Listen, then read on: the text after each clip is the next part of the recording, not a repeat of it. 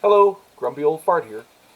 I'm doing a family game night video of a Recon the role-playing game stories, and I have a lot of these stories, and I think it's important that families get together and be able to communicate because there's not enough of that nowadays. Families need to be able to communicate, and what better way than over a tabletop role-playing game?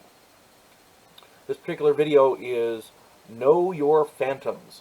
This is from Recon, the role-playing game. Recon is a game about modern warfare. In this particular one, we were running mercenaries. And years ago, we were playing a game of Recon. My friend John was running the game. And there were 6 of us mercenaries, all, we were good guys, but we had been hired by a government agency that they didn't have the legal authority to go in and deal with this drug lord on their own. So they hired us to do it because we could give them stuff. Let's see, and if something happened to us, they could deny it. It was all good, but and it was for a good cause. And they were paying us well, so we went ahead and did it. The idea was we were going to infiltrate this drug kingpin's lair, and we were to take photos and gather evidence and files and whatever else we could. Keep in mind, this is the 1970s, so it's not like we had digital cameras and stuff. Anyway, so we were able to get in. We got up to this guy's house. We were overlooking it, and we're looking at the layout. And Dave sees that this guy has 2 vintage Rolls-Royce Phantom limousines. 2 of them. One of them was a 1961, and one of them was a 1959. And Dave, our explosives expert, he says, we can use one of those cars to get out of here, and I'll set the other one to blow up. And they were like, yeah, that's cool, that's a good idea, because there's only 2 vehicles there. We use one to escape and blow the other one up, that way it makes for a better getaway. And that's quality thinking, And so, before it got light, it was still dark, he sneaks down there and he gets under there and he put a block of C4, I want to say it was 3 pounds of C4 under this car.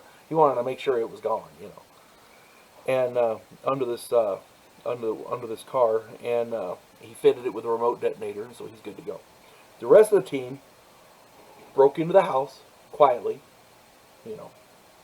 and we got pictures of all of his plans, all of the pictures he had on the wall with who he's dealing with and everything, and we got pictures of his organizational charts and everything, and we stole boxes, like 3 big boxes of this guy's files, and it outlined everything this guy was doing. We had him. I mean, we really got all the dirt on this guy. We had files, we had pictures, we had everything. This guy was going down. He was scum. He was going down. We had him. And so we were making it out to the car, and of course one of the guys gets spotted carrying this big box, and we're like, hey, so there was a gunfight in the house, and we're running out to the car. We jump in the car, and Dave comes running out and jumps in the car with us, and we take off. And of course the bad guys pile into the other car, and they're chasing us. It's a running gun battle down the road, very exciting. And Dave smiles, and he holds up the detonator, and he goes, I got you, and he hits the button. Problem is, Dave doesn't know the difference between a 1959 and a 1961 Rolls-Royce Phantom. Put the explosives under the wrong car. And when he hit the button, we all blew up and died. Yeah. That was the end of that game. We all had to make up new characters. Dave wasn't really the brightest bulb, I guess, when it came to cars. He couldn't tell the difference. And I can't say not neither, because I probably couldn't tell the difference just by looking at them, but I saw pictures of them. They look pretty much the same. At any rate,